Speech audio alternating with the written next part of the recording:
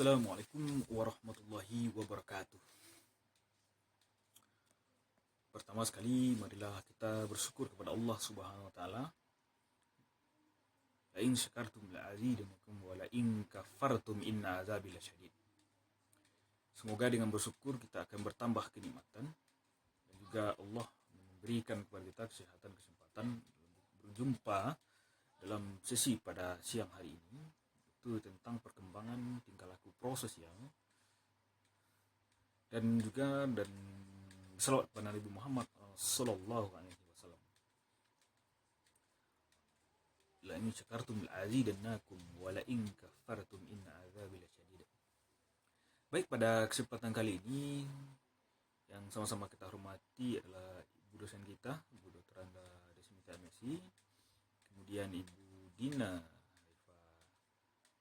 SSI MSI ya,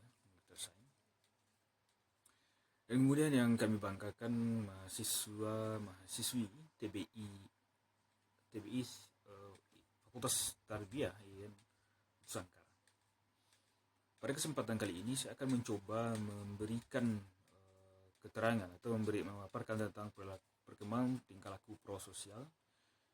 Sebelum itu, pernah kita mendengar sebuah cerita yang ini sudah secara umum disampaikan baik oleh dosen maupun penceramah-penceramah yang cukup terkenal cerita ini. Ceritanya begini. Cerita ini lebih kurang seperti ini ya. Waktu Nabi Muhammad SAW sedang sendiri, kemudian datang sahabat yang ingin bertanya. Sahabat itu ingin masuk Islam. Perkataan satu saja oleh Nabi, apabila kamu ingin masuk Islam, kamu harus jujur. Apapun perbuatan kamu satu hari ini, besoknya lagi adalah sampaikan kepada saya. Nah, kemudian besoknya dia bertemu Nabi Muhammad. Saya telah berzina dengan orang lain. Oh, bagus. Besoknya lagi seperti itu, jumpa Nabi Muhammad. Pas jumpa Nabi Muhammad, dia rupanya berzina lagi. Oh, kamu berzina lagi? Iya. Kemudian berzina lagi besoknya. Datang lagi pada Nabi Muhammad. Dia bilang, kamu berzina lagi? Iya Rasulullah. Nah, hari berikutnya seperti itu juga. Nah, setelah itu dia berpikir, kalau seperti ini saya setiap hari, apapun perbuatan jahat saya, apapun perbuatan maksiat saya yang akan saya lakukan, besok kemudian dilaporkan pada Nabi Muhammad lagi. Rupanya ini nggak bisa. Datang pada Nabi Muhammad, saya akan menghentikan perbuatan saya dan saya akan yakin kepada Islam dan saya ingin mengucapkan asyhadu alla ilaha illallah. Nah, kemudian kita kembali lagi kepada apa itu pengertian tingkah laku prososial.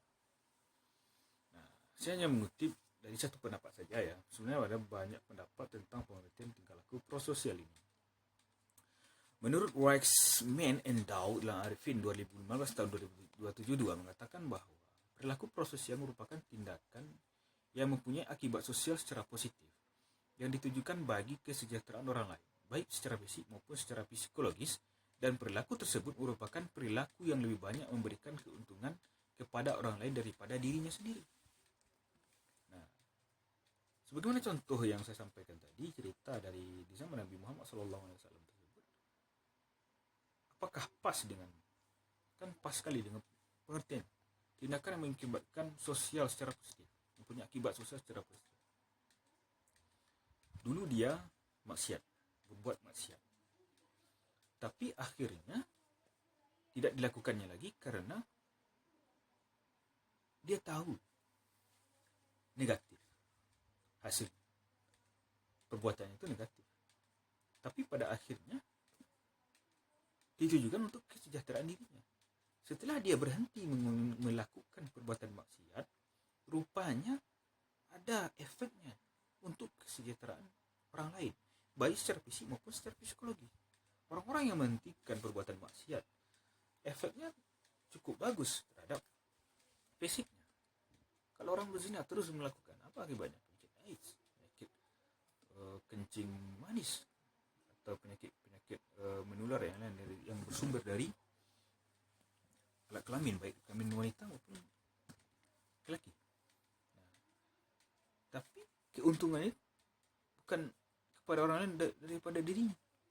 Apa keuntungan Rasulullah SAW? Tidak ada.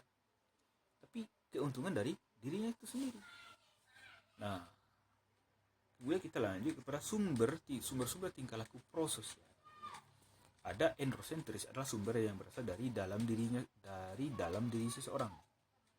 Nah, dari dalam dirinya itu sendiri yang menyatakan bahwasanya dia tidak ingin berbuat maksiat lagi, tapi dia ingin menghentikannya. Itu contohnya.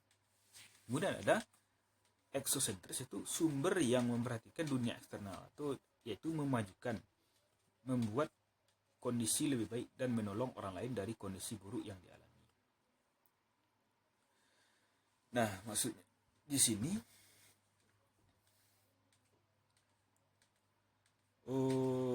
intinya adalah dari luar dirinya orang lain yang membantu proses dia mengubah perilakunya. Seperti mana contoh tadi, itu cukup jelas orang lain, Nabi Muhammad sendiri yang memberikan faktor yang menjadikan dasar dia untuk mengubah dirinya agar tidak berbuat maksiat lagi. Nah, lanjut adalah faktor-faktor yang mempengaruhinya.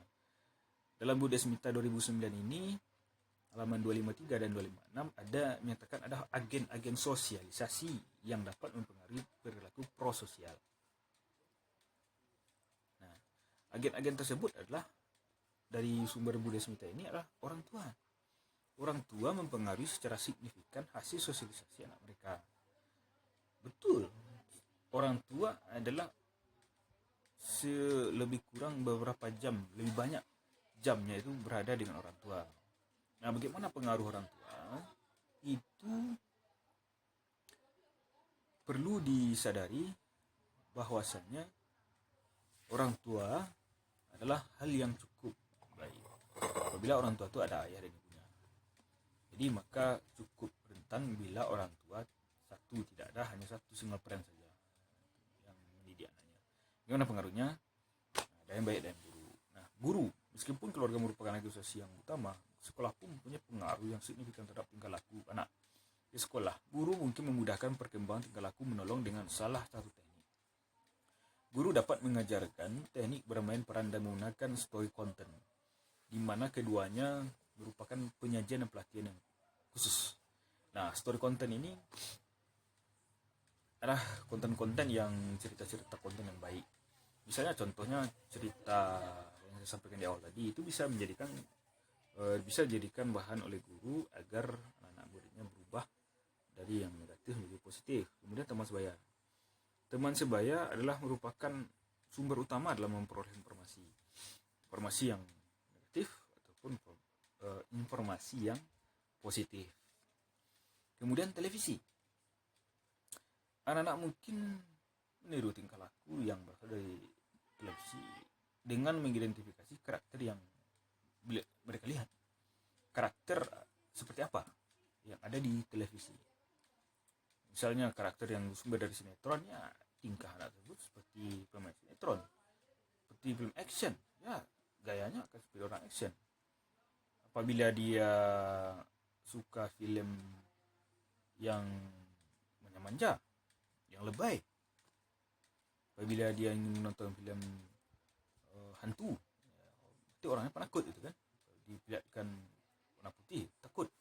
Dilihatkan darah, takut gitu. Nah, dari televisi juga dapat mempelajari tingkah laku tersebut.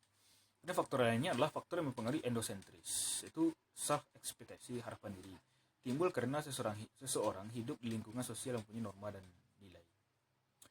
Soalnya faktor yang mempengaruhi eksosentris itu kesadaran bahwa orang lain membutuhkan bantuan. Jadi orang lain itu sendiri yang menyadari bahwa dia ingin membantu orang lain. Jadi orang lain pun membutuhkan bantuan. Nah, ini adalah hubungan antara manusia. Berarti perlu manusia memahami manusia lain perlu membantu manusia lain.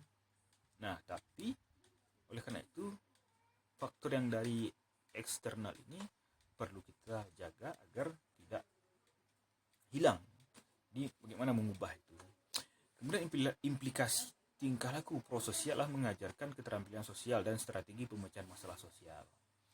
Jadi keterampilan sosial ini perlu kita ajarkan pada kita nanti apabila nanti Anda semua menjadi guru, dengan strategi pemecahan masalah. Menggunakan strategi pembelajaran kooperatif. Maksudnya adalah strategi pembelajaran yang bisa dikerjasamakan, yang bisa dikombinkan, yang digabungkan sehingga ada perubahan pola prososialnya. Kemudian memberikan label perilaku yang pantas, kemudian meminta siswa untuk memikirkan dampak dari perilaku yang mereka miliki, dan mengembangkan program mediasi teman sebaya. Jadi ada beberapa teman-teman itu yang bisa diajak untuk bisa menjadi teman sebaya dalam proses mengubah perilaku sosialnya. Cukup pada kesempatan ini, sekian dan terima kasih. Saya sampaikan, semoga ini menjadi inspirasi bagi kita semua, bisa menjadi kesimpulan dan juga nanti bisa menjadi tambahan bagi mahasiswa semua dalam proses perkuliahan kali ini. Mohon maaf atas segala kesalahan, semoga menjadi tambahan bagi kita semua dan semoga ini bermanfaat bagi saya sebagai yang menyampaikan, juga menjadi cermin perbandingan untuk saya kepada Bu Dina dan juga Bu Desmita. Tapi yang penting adalah bagaimana mahasiswa bisa memahami minimal untuk program kuliah pada hari ini. Terima kasih. Assalamualaikum warahmatullahi wabarakatuh.